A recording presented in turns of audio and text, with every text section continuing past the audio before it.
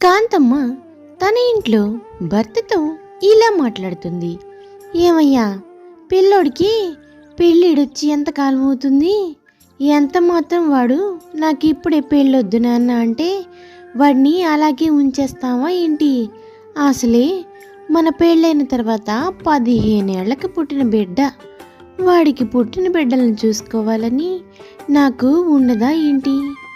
వాడిని ఎలాగైనా పెళ్ళికి ఒప్పించి వాడికి ఒక మంచి పిల్లని చూసి పెళ్లి చేయాలయ్యా. ఏమి మాట్లాడకుండా అట్లా ఉంటావింది అంటుంది కాంతం. నన్నేం చేయమంటావే? వాడిని పెళ్లి చేసుకోమంటే ఇప్పుడు అప్పుడు అని వాయిదాలు వేస్తూ వస్తున్నాడు. మరి నేను మాత్రం ఏం చేయాలి? పెళ్లి చేసుకోవడం వాడిష్టం కదా. వాడిప్పుడు మంచిగా ఉద్యోగంలో సెటిల్ అయ్యాడు. ఇక వాడు ఇష్టపడినప్పుడే వాడి పెళ్లి చేద్దాం. బలవంతంగా పెళ్లి చేసి మాత్రం మనం సాధించేదేముంది చెప్పు? ముందు వాడిష్టపడాలి కదా. పెళ్ళంటే మాటలా ఏంది? కుటుంబ బాధ్యతలు ఎన్ని భరించాలి?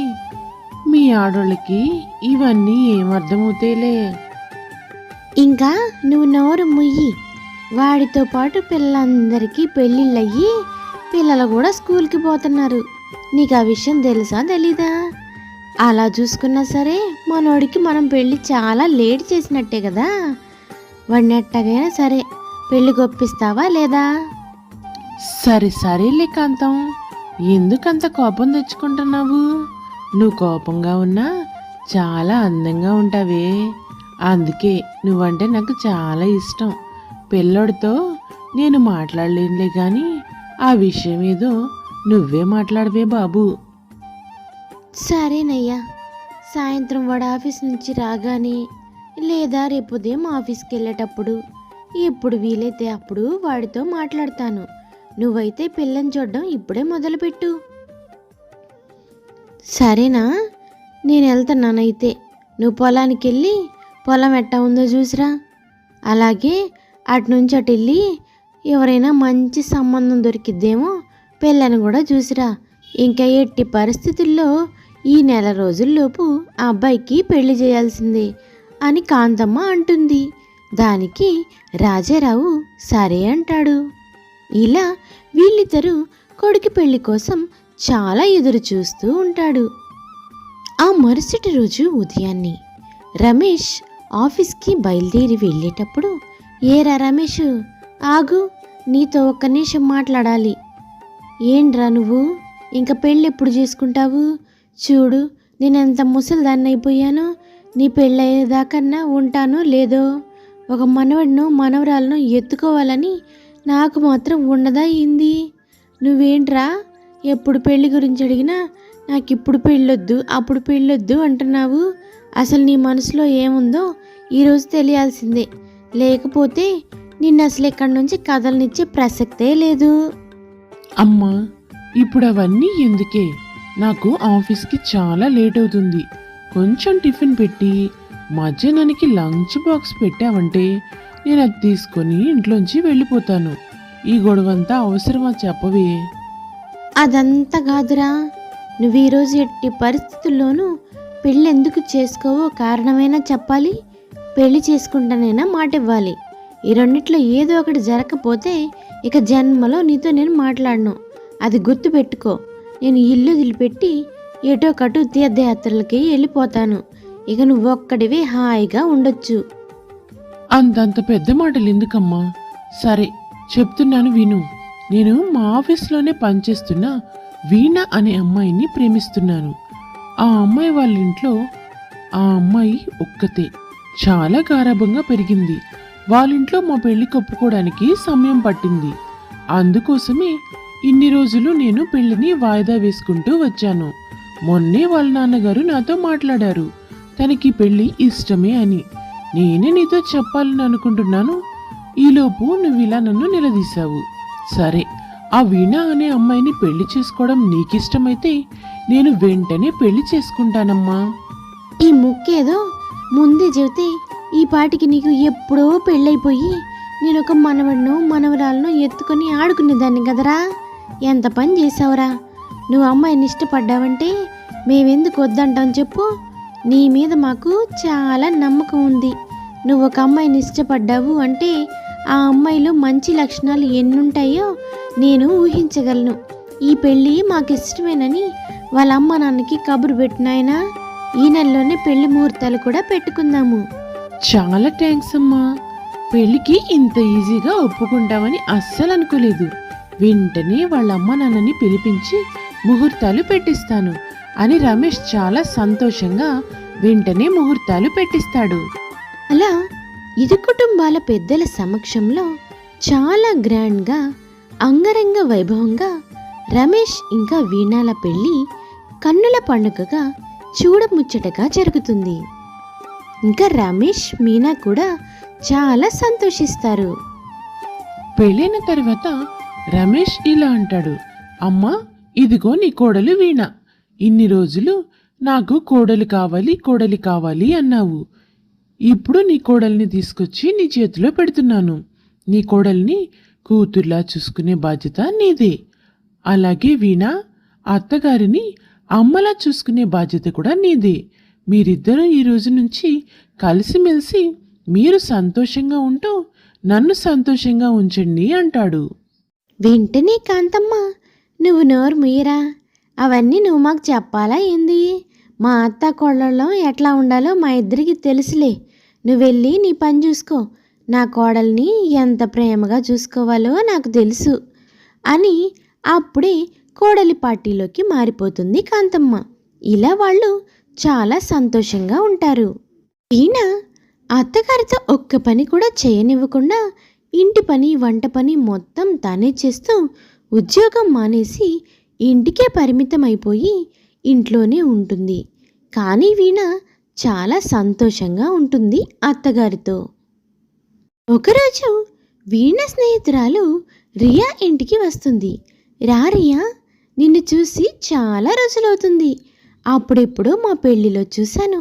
మళ్ళీ ఇన్నాళ్ళకి నీ ఫ్రెండ్ వీణ నీకు గుర్తుకొచ్చిందా? ఆఫీస్లో ఒక్క నిమిషం కూడా నన్ను వదిలిపెట్టి ఉండేదానివే కాదు. మరేంటి ఇప్పుడు ఇన్ని రోజులు? అది సరే కానీ వీణ, నువ్వేంటి ఇలా అయిపోయావు? నీ గ్లామర్ మొత్తం డల్ అయిపోయింది. నువ్వు ఆఫీస్ మానేసి ఇంట్లో ఉండి ఇంటి పనులన్నీ చూసుకుంటున్నావని రమేష్ చెప్పాడు. అదేంటి అంత చదువుకొని అంత సంస్కారం ఉన్న నువ్వు కూడా ఇలా పల్లెటూరి అమ్మాయిలా ఇంట్లో ఉండటం ఏంటి? అయినా నీ రేంజ్కి నువ్వు ఎక్కడ ఉండాల్సిందానివి ఇలాంటి పనులన్నీ చేస్తున్నావు. అదంతా ఏమీ లేదు రియా. నన్ను రమేష్ ఇంకా మా అత్తగారు చాలా బాగా చూసుకుంటున్నారు. అలాంటప్పుడు ఒక ఆడపిల్లగా ఇంటి బాధ్యతలు చూసుకోకుండా ఇంకా నన్ను ఏమి చేయమంటావు? ఆఫీస్కి వచ్చినా చేసేది ఇదే కదా. అందుకే నేను ఇంట్లోనే ఉంటున్నాను, ఇంటి బాధ్యత చూసుకుంటున్నాను. అబ్బా అవునా? నువ్వు ఇంటి పనులన్నీ చేస్తున్నావు కాబట్టి నిన్ను బాగా చూసుకుంటున్నారే పిచ్చిదానా. అదే 2 రోజులు ఇంటి పనులు చేయకుండా ఉండు, అందరూ నీ మీద కస్సుబుస్సులాడతారు.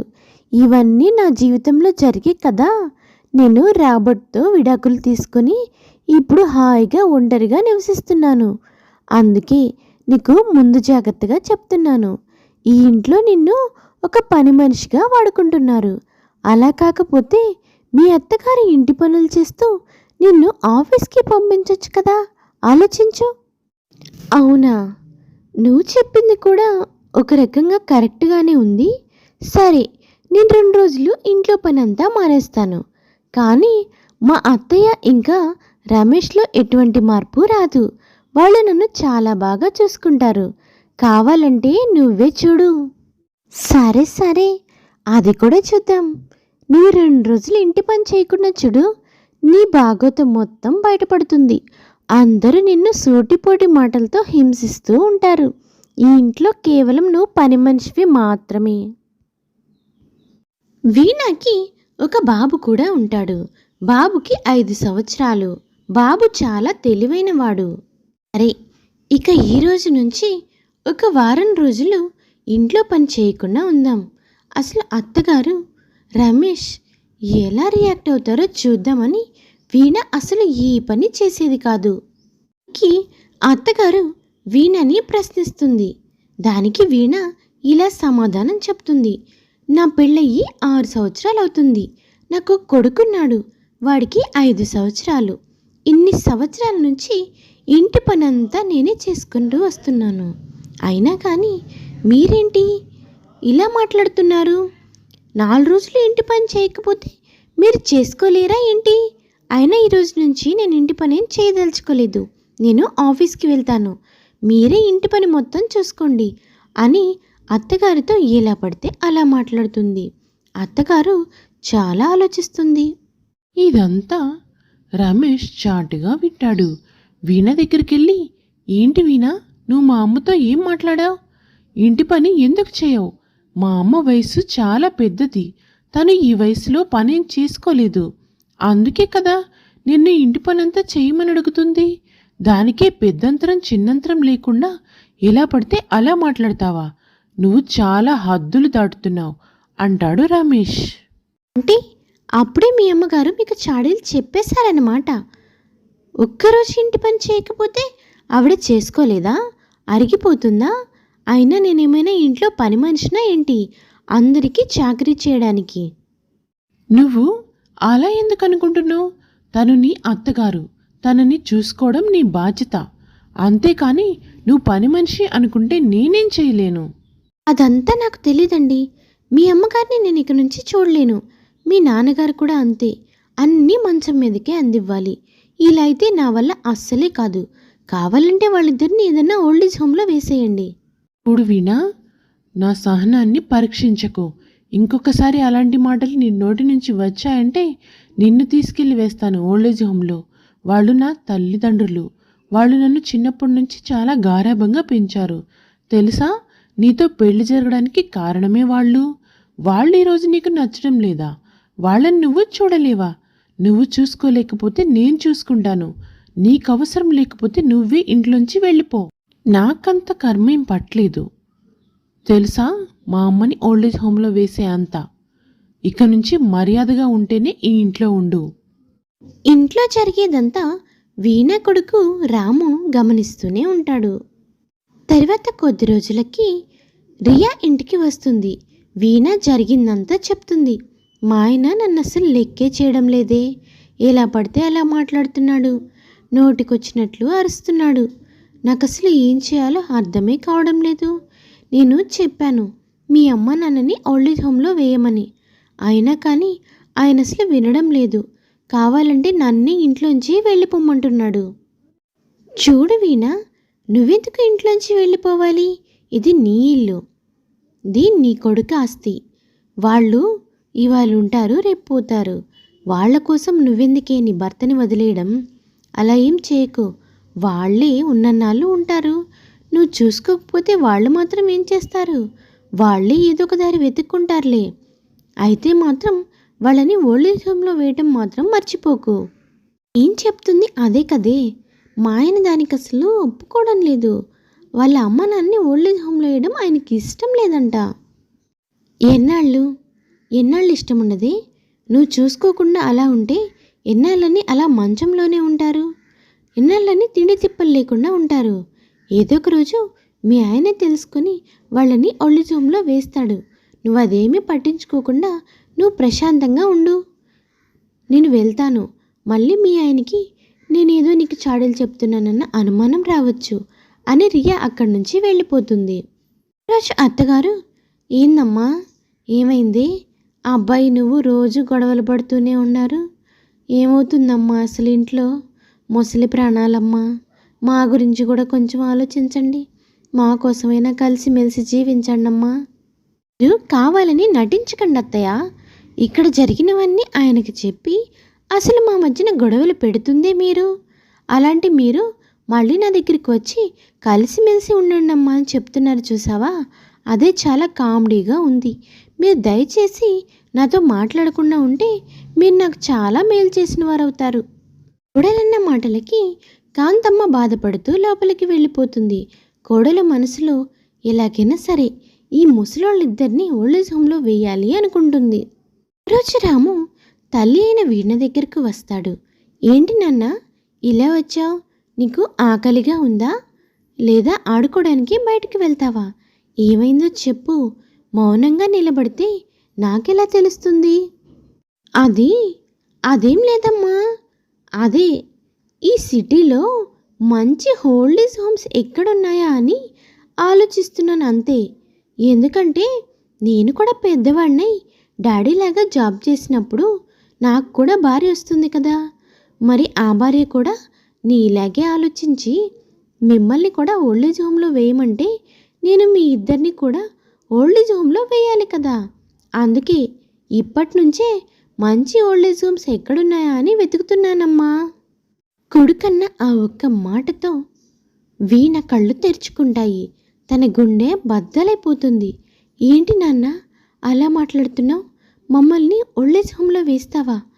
నిన్ను నేను ఎంత ప్రేమగా చూసుకుంటానురా, అలా ఎలా మాట్లాడగలుగుతున్నావు? మరి నాన్నని నానమ్మ కూడా చాలా ప్రేమగా చూసుకుంటుంది కదా. మరి నువ్వు నానమ్మని ఓల్డేజ్ హోమ్లో వేయాలనుకున్నావు కదా. నువ్వు చేసిన పని నేను చేయాలనుకున్నానమ్మా. అంతే, అందులో తప్పేముంది అని రాము అక్కడి నుంచి వెళ్ళిపోతాడు. దాంతో వీణకి జ్ఞానోదయం అవుతుంది. మనం ఏం నేర్పిస్తామో పిల్లలు అదే నేర్చుకుంటారు అని. వెంటనే అత్తగారి దగ్గరకు వెళ్ళి క్షమాపణలు చెప్తుంది. అందుకే అంటారు చెప్పుడు మాటలు వినకూడదు అని. దానివలన కాపురాలు నాశనమయ్యే ప్రమాదం ఉంది. ఈ వీడియోస్ కనుక మీకు నచ్చితే please like, share and subscribe చేసుకోండి. ఈ స్టోరీ నేమ్ వచ్చేసి అత్తగారంటే ఇష్టం లేని కోడలు. ఈ కథలోని పాత్రలు, సన్నివేశాలు అన్నీ కేవలం కల్పితాలు మాత్రమే, ఎవరిని ఉద్దేశించినవి కాదు. దయచేసి అర్థం చేసుకోగలరు అని అనుకుంటున్నాను.